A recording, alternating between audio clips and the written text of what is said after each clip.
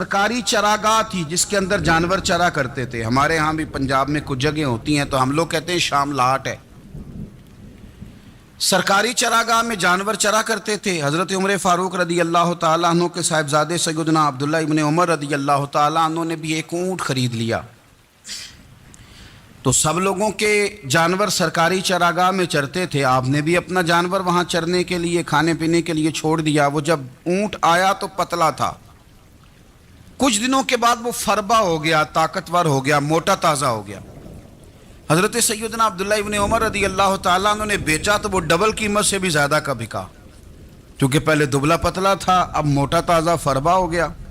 हज़रत सैयदना फारूक आज़म रदी अल्लाह ताला अन्हु को पता चला तो बुलाया, फरमाया पुत्र ऊँट बेच दिया है? अब्बा जी बेच दिया है।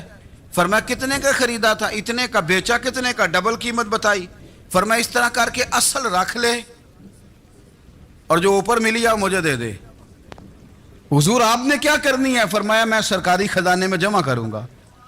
हुजूर क्यों? फरमाया इसलिए कि तेरा ऊँट सरकारी जगह पे चरा करता था, वो घास सरकारी जगह से खाता था। हुजूर सबके खाते। अब्दुल्ला इब्न उमर कहने लगे सबके खाते हैं। आप फरमाने लगे तू सब में शामिल नहीं है, तू अमीरुल मोमिनीन का बेटा है, तुझे मैं ये हक नहीं दे सकता, तेरे ऊपर थोड़ी सख्ती ज्यादा की जाएगी, तुझे ये हक नहीं मिलेगा। तू अपने ऊंट को चूंकि सरकारी चरागाह में चराया करता था, लिहाजा तुझे वो जो असल रकम यहां जमा करानी पड़ेगी।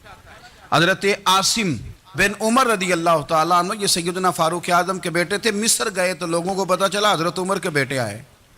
लोगों ने तोहफे दिए, बड़ी बड़ी चीजें आपको दी, हजरत उमर का बेटा आया, बड़े गिफ्ट दिए। तो साहिबजादे वापस आए तो उनके पास बड़े तोहफे थे। सैयदना उमर फारूक रदी अल्लाह ताला अन्हु ने देखा तो फरमाया इधर लाना तोहफे।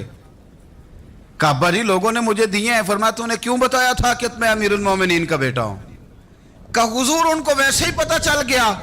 फरमाने लगे पुत्र ये तोहफे तुम्हें इसलिए मिले हैं कि तुम अमीर के बेटे हो, ये तोहफे तुम्हारा हक नहीं, क्योंकि तुम्हें इस कुर्सी की वजह से मिले हैं और ये कुर्सी मुसलमानों की है, लिहाजा ये हक भी मुसलमानों का ही है। ये ला सारे माले गनीमत में जमा किए जाएंगे। आप अपने घर से जब एहतसाब शुरू करते हैं, अपने घर से। एक दफ़ा माल तकसीम हो रहा था तो हज़रत उमर रदी अल्लाह ताला अन्हु ने ना हज़रत उसामा बिन ज़ैद को 4000 दिनार दिए और अपने बेटे अब्दुल्ला इब्न उमर को 3000 दिनार दिए। तो हज़रत अब्दुल्ला इब्न उमर घर जाके कहने लगे अब्बा जी उसामा में वो कौन सी खूबी है जो मेरे अंदर नहीं, और उसामा के बाप में वो कौन सी खूबी है जो आपके अंदर नहीं। तो हज़रत उमर की आजिज़ी देखिए, हालांकि बिल इत्तेफाक दुनिया जानती है कि जनाब उमर फारूक रदी अल्लाह ताला अन्हु अफजल हैं, फिर भी पता अपने बेटे से क्या कहते हैं? फरमाते हैं ओ सुन यार, वो खिदमत गुजार हैं नबी पाक के, वो भी हुजूर के घर में ड्यूटी करते, नौकरी करते, और इनके बेटे भी हुजूर की नौकरी करते, ये खिदमत गुजार हैं। फरमाने लगे अगर तूने पूछ लिया तो सुन, फिर मेरी तो राय ये है कि तेरे से ज्यादा उसामा बिन जैद हुजूर की नजर में प्यारे हैं और उसामा का बाप तेरे बाप से ज्यादा नबी पाक का प्यारा है।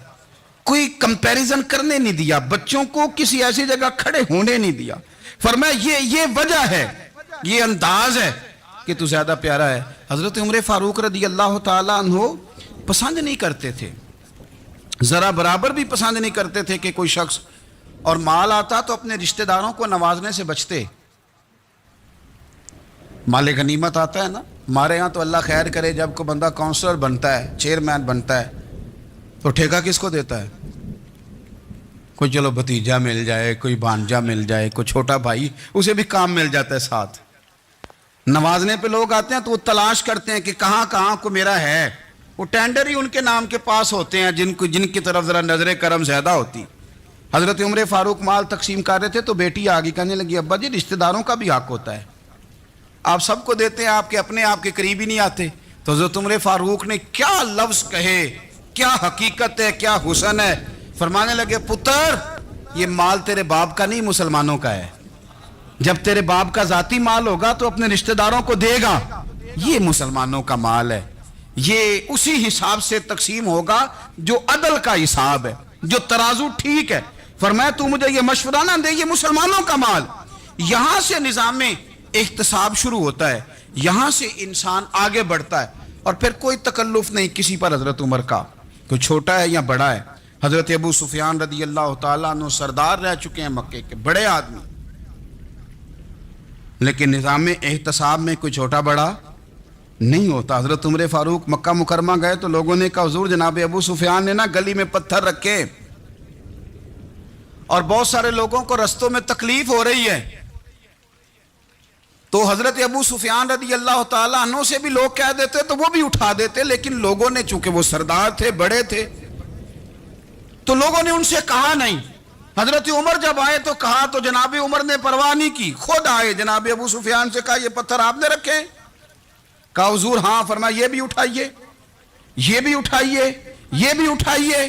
جب وہ اٹھا رہے تھے تو حضرت عمر کہہ رہے تھے شکر نہیں اللہ کا کہ عمر کہہ رہے ہیں اور ابو سفیان مانتے جا رہے ہیں. شکر نہیں, یہ نظام احتساب ہے کہ بڑا ہو یا چھوٹا ہو اس کو یہ حق حاصل نہیں ہے کہ مسلمانوں کو وہ کسی تکلیف میں کسی بھی صورت میں مبتلا کرے, کہیں بھی کسی جگہ بھی, اس کو یہ والی اجازت نہیں. حضرت ابو موسیٰ اشعری رضی اللہ تعالیٰ عنہ نے پہلے تو ایک قلین بڑا سونا تھا, تو آپ نے حضرت عمر کے گھر بھیج دیا کہ چلو ان کے گھر میں ان کی اہلیہ بچھا لیں گی. کہیں سے تحفہ آیا, پھر وہ جس کمرے میں مال غنیمت اور خزانہ رکھا جاتا تھا اس کی صفائی کر رہے تھے تو ایک دینار مل گیا. تو وہ دینار بچے سارے جا رہے تھے تو ان میں سے حضرت عمر کے ایک بیٹے کو چھوٹے کو بلایا اور بلا کے کہا پتر یہ دینار لے لو. حضرت عمر نے دیکھا کہ بیٹے کے ہاتھ میں دینار بھی ہے اور گھر میں قالین بھی ہے. ایک موقع پہ وہ قالین گیا, ایک موقع پر بچے کو ایک دینار دیا. تو حضرت عمر اپنی اہلیہ سے پوچھنے لگے یہ کہاں سے آیا قالین؟ کہا جناب ابو موسیٰ اشعری رضی اللہ تعالیٰ عنہ نے بھیجا ہے. بیٹے سے پوچھا دینار کہاں سے آیا؟ کہا مجھے انہوں نے ہی دیا ہے. آپ نے وہ دینار بھی لیا اور قالین بھی لیا اور اس کو لپیٹا اور جناب